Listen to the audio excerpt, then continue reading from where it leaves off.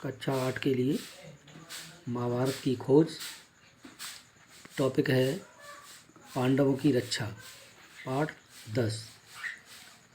पांचों पांडव माता कुंती के साथ बाणाव्रत के लिए चल पड़े। उनके हस्तिनापुर छोड़कर बाणाव्रत जाने की खबर पाकर नगर के लोग उनके साथ हो लिए। बहुत दूर जाने के बाद युधिष्ठिर ने कहा मानकर नगरवासियों को लौट जाना पड़ा।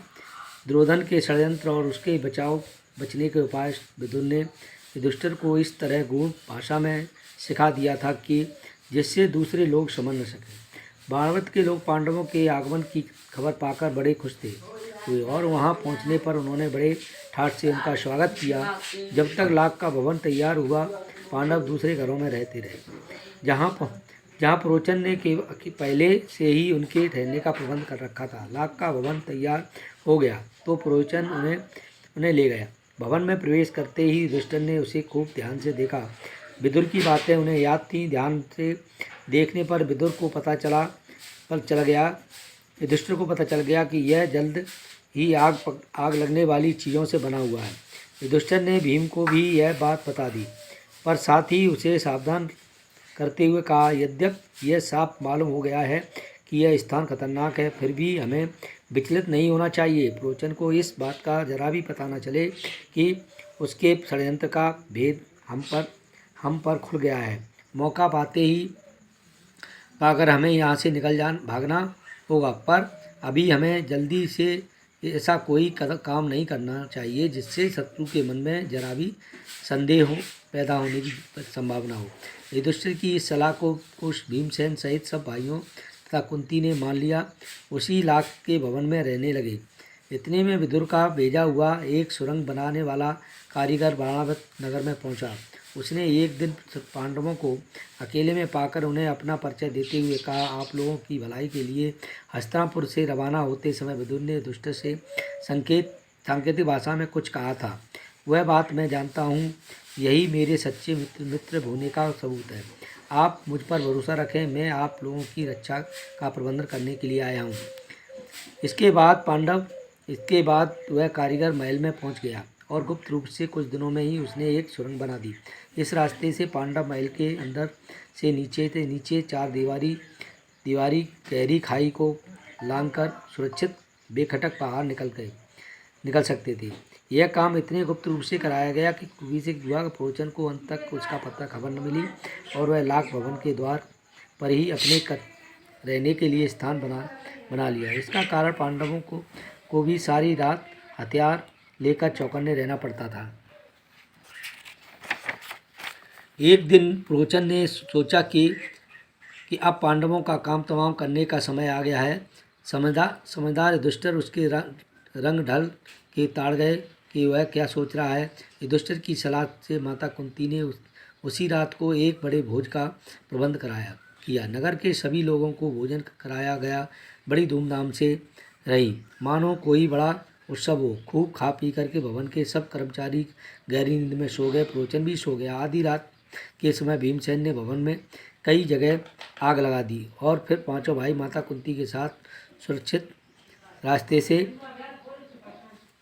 टटोलते मटोलते बाहर निकल गए। भवन से बाहर निकले ही थे कि आग ने सारे भवन को अपनी लपेटों में ले लिया। प्रोचन के रहने का मकान भी आग लग गई। सारे नगर के लोग इकट्ठे हो गए और पांडवों के भवन को भयंकर आग की लपेटें होते देखकर हाहाकार मचने लगा। कौरवों के अत्याचार से वे क्षुब्ध हो उठे और तरह तरह की कौरवों की निंदा करने लगे। लोग क्रोध में अनाप शनाप पकने लगे। हाय तौबा मचने लगी और उन्हें देखते देखते सारा भवन जलकर राख हो गया।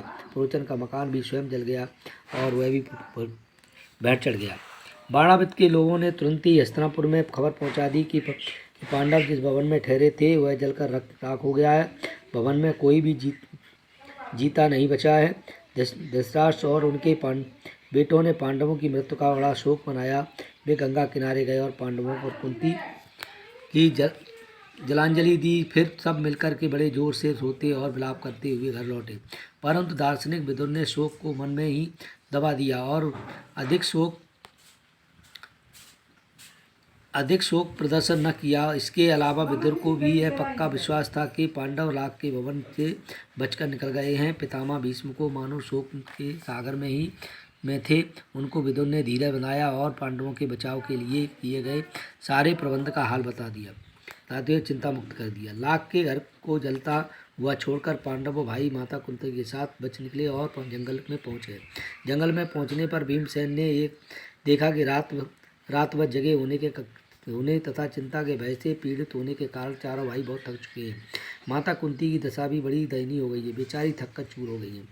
तो वे माता कुंती को उठाकर अपने कंधे पर बिठा लिया। नकुल सहदेव को कमर पर और युधिष्ठिर और अर्जुन के हाथों से पकड़ लिया और वह जंगली रास्ते से उन्मत्त हाथी के समान झाड़ झड़ांग को तोड़ता हुआ वह निकल पड़ा। चलता रहा, इधर उधर रौंदता हुआ गया। जब वे सब गंगा के किनारे पहुँचे तो विदुर की भेजी हुई एक नाव मिली। विदुर ने मल्लाह से सांकेतिक प्रश्न करके जांच लिया। वह मित्र है।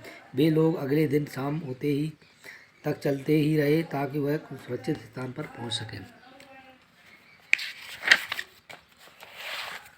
सूरज डूबते ही रात होने चली और उधर अंधेरा छा चुका था। पांडव और कुंती थकावट के मारे चूर थे तो वे ऊपर से प्यास और नींद के भी सताने लगी। चक्कर सा आने लगा। एक पग भी चलना असंभव होगा। भीम ने के सिवाय और सब भाई भी जमीन पर बैठ गए। कुंती से तो बैठा भी नहीं जा रहा था। दीन भाव में बोली, मैं तो प्यास से मरी जा रही हूँ। अब तुम्हें मुझसे बिल्कुल चला नहीं जा रहा है। धृतराष्ट्र के बेटे चाहें वो भले ही मुझे यहाँ से उठा ले जाए, मैं तो यहीं पड़ी रहूँगी।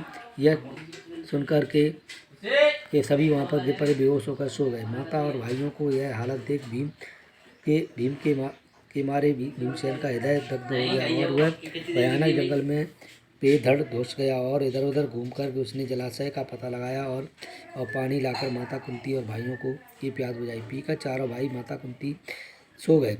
उन्हें सुध-बुध न रही, लेकिन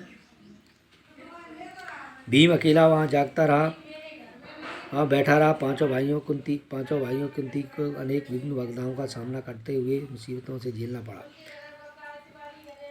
और उठकर तेज गति से थके मादे बैठे जाते, कभी एक दूसरे के होड़ लगाकर रास्ता पार करते। ब्राह्मण ब्रह्मचारियों का वेश धारण कर एक चक्र नगर में प्रवेश किया।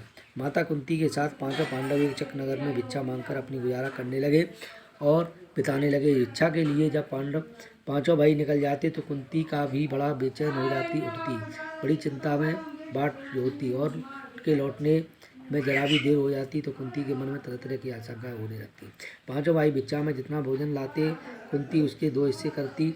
एक हिस्सा भीम को दे देती और जो बचा हुआ आधे हिस्से में पांचों लोग खा लेते थे। तिसर भी भीम के भूख नहीं मिटती थी। हमेशा ही भूखा रहने के कारण दिन पर दिन दुबला होने लगा। भीमसेन का यह हाल देखकर के कुंती और युधिष्ठिर बड़े चिंतित होने लगे। थोड़े से भोजन से पेट भर नहीं सकता। भीमसेन ने कुमार से दोस्ती कर ली और उसने मिट्टी आदि खोदने में मदद कर उसको खुश कर दिया। कुमार भीम से बड़ा प्रसन्न हुआ और एक बड़ी भारी हांडी बनाकर उसको दी। भीम उसी हांडी को लेकर भिक्षा के लिए निकलने लगा। उसका विशाल शरीर और उसकी विलक्षण हांडी देखकर बच्चे तो हंसते ही थे, लोटपोट हो जाते थे। एक दिन चारों भाई भिक्षा मांगने के लिए गए। अकेला भीम भी माता कुंती के साथ घर पर रहा। इतने में ब्राह्मण के घर के भीतर से एक बिलक कर रोने की आवाज़ आने लगी और जाकर ब्राह्मण और उसकी पत्नी आंखों से आंसू बहा कर कर रहे थे, दूसरे पर बातें कर रहे थे।